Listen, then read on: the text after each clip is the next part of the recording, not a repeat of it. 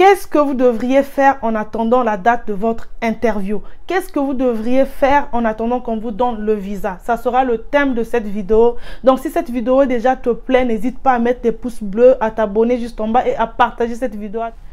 Hello tout le monde, j'espère que vous allez bien. On se retrouve aujourd'hui pour une nouvelle vidéo sur ma chaîne. Je suis ravie de filmer cette vidéo. Comme d'habitude les gars, si tu me vois pour la première fois, je m'appelle Rolia. Je te donne des conseils sur la dévéloterie. Je te parle de la vie aux États-Unis en général. Donc cette vidéo concerne toutes ces personnes qui attendent leurs interviews.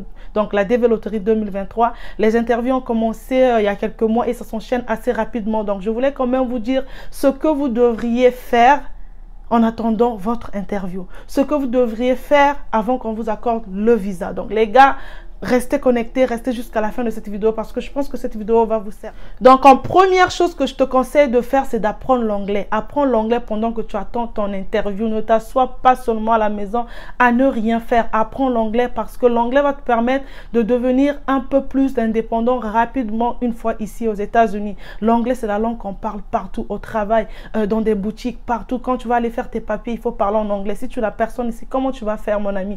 Apprends l'anglais. Apprends l'anglais. Ne reste pas à la maison à scroller sur les réseaux sociaux, TikTok et tout ça. C'est bien, je ne te demande pas d'apprendre l'anglais H24, mais prends au moins 1 heure ou 30 minutes de ta journée chaque jour à apprendre l'anglais et tu verras jusqu'à ce qu'on va t'accorder le visa. Tu vas pouvoir t'exprimer un tout petit peu et ça va vraiment t'aider une fois arrivé ici.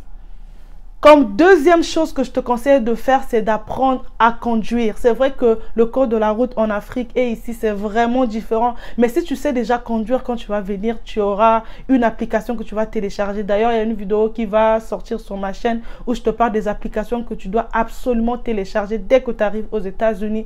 Et parmi ces applications-là, il y a l'application du code de la route.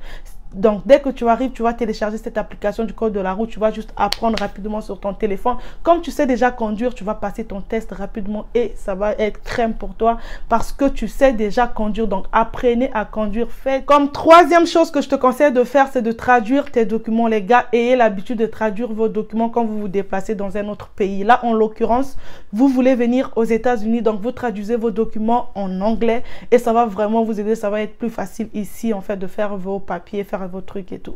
Donc, je vous demande pas aussi de traduire tous vos documents, mais traduisez ce qui est nécessaire. Par exemple, vos diplômes, par exemple, votre acte de naissance, si vous êtes marié, votre acte de mariage.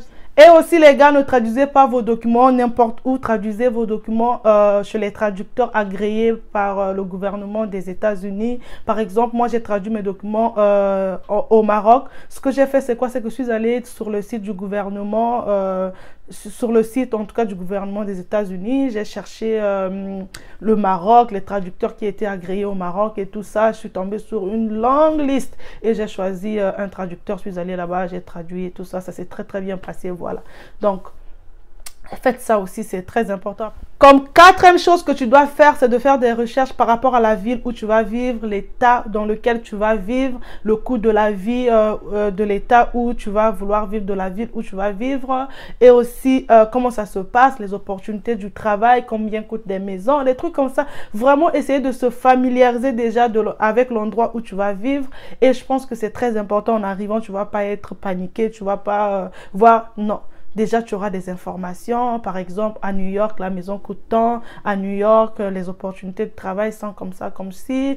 Voilà, le froid, c'est comme ça, c'est comme ça. Donc, essaie un peu de se familiariser déjà, en fait, avec l'endroit où tu viendras et tout ça. Donc, vraiment, ne vous asseyez pas juste à la maison à ne rien faire, non. Par exemple, pour la ville, c'est très important de savoir où vous venez. Donc, cherchez un peu des informations par-ci, par-là sur des vidéos YouTube, sur Internet, tout ça et tout ça. Je pense que ça va vraiment vous aider. Si vous faites ce que je vous ai dit, ça va vraiment vous aider à être un peu plus indépendant rapidement quand vous allez venir ici aux États-Unis. Voilà les amis, c'est déjà la fin de cette vidéo. J'espère qu'elle vous aura plu. Mettez des pouces bleus si c'est le cas. Abonnez-vous juste en bas et surtout partagez cette vidéo.